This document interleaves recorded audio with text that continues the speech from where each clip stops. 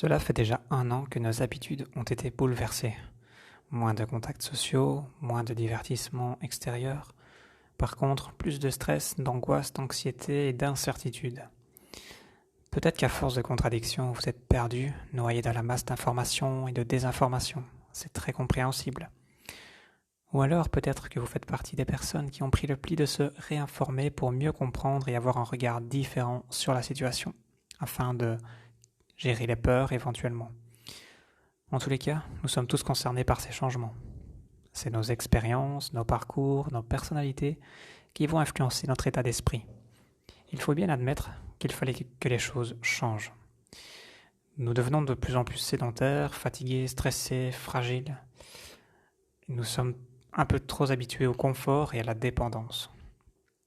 Notre vie est rarement équilibrée et les écrans nous prennent de plus en plus de temps et d'énergie. Pendant ce temps-là, on ne bouge pas et on fait rarement quelque chose d'utile et de gratifiant, bref, quelque chose qui nous rend heureux. Idéalement, il faudrait un temps pour tout. Manger, s'amuser, se divertir, faire quelque chose d'utile, se laisser aller dans la créativité, dans l'activité physique, intellectuelle, ainsi que dans les relations sociales. Bref, retrouver un équilibre et éviter de se laisser aller vers la procrastination pour ensuite être rongé par ses regrets. Pour moi, cette situation, c'est l'opportunité de se remettre en question pour remettre les choses à leur place, les bonnes priorités. Je remarque que les personnes qui parviennent à mieux gérer la situation ont souvent fait un cheminement au niveau du développement personnel. Et j'en fais partie. Depuis une dizaine d'années, j'évite la télévision, la radio, et ça a beaucoup contribué à ma façon de voir les choses. Je préfère en effet avoir la liberté de choisir quoi et quand regarder les informations qui m'intéressent. Ça me permet vraiment d'avoir un champ de comparaison plus large et garder un esprit plus ouvert et plus critique. J'aime varier mes sources. Je m'écoute et j'essaie de comprendre mes symptômes et mes émotions. Je prends du temps pour moi, au calme, pour revenir au moment présent et apaiser le mental, principalement le soir ou le matin. J'ai appris à apprécier le simple fait d'être proche de la nature et d'avoir peu de matériel et d'être heureux comme ça. Depuis 7 ans, j'ai fait de ma santé une priorité. Cela a influencé mes pensées, mes actions, mes relations sociales, mes projets actuels et futurs. Et donc les lectures, les formations, les vidéos, les partages, la création de contenu, par exemple, ont pris beaucoup de place dans mes temps libres, ce qui me donne moins l'impression de perdre mon temps quelque part. Alors je suis peut-être un peu dur avec moi-même, mais voilà, c'est une façon de fonctionner qui s'est un peu conformée avec le temps. Depuis 10 ans, je pratique également de l'exercice physique plusieurs fois par semaine, sans objectif précis, de manière variée, mais juste principalement pour, encore une fois, être préventif sur ma santé, mon état, mon humeur, ma confiance, mon immunité, et avoir un sommeil réparateur optimal. Avant tout ça, j'étais un adolescent qui se posait juste beaucoup de questions, plutôt renfermé, très pensif, et voilà, j'écoutais beaucoup les autres, mais je parlais peu. En effet, je suis plutôt de nature introvertie. Et avec le temps, j'ai compris que ça pouvait aussi être une qualité.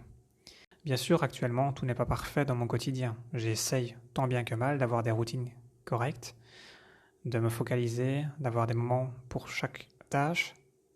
Mais ça m'arrive bien entendu, comme beaucoup de monde, de me laisser distraire par les réseaux, par les vidéos, que je peux enchaîner, toujours sur des sujets intéressants, qui m'apprennent des choses, qui m'intéressent, pas du divertissement abrutissant, comme je le dis souvent.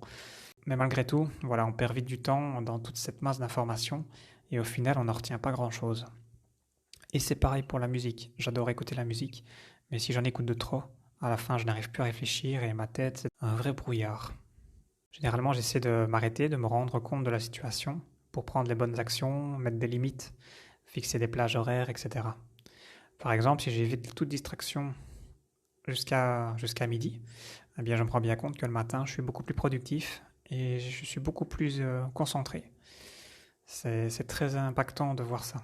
Par contre, voilà, si je vais prendre l'air, faire de l'exercice, même 10-15 minutes, ça va déjà beaucoup augmenter ma concentration, ma bonne humeur. Bref, ça réveille le corps. Et d'ailleurs, encore aujourd'hui, j'ai été me promener et tout de suite j'avais envie de raconter des choses. C'est automatique. C'est sûr que quand je suis à l'intérieur, face à un mur, c'est plus compliqué pour moi d'imaginer des choses à dire. Par contre, à l'extérieur, ça vient tout naturellement. Et donc voilà, je vais essayer de trouver le moment idéal pour vous partager des choses un peu plus régulièrement sur divers sujets. Quoi qu'il en soit, aujourd'hui, il est encore devenu plus important de prendre soin de sa santé de manière individuelle. Certes, on a besoin de s'informer, de trouver les bonnes sources d'informations. On a le choix. On a le choix de nos pensées, de nos actions, de nos priorités.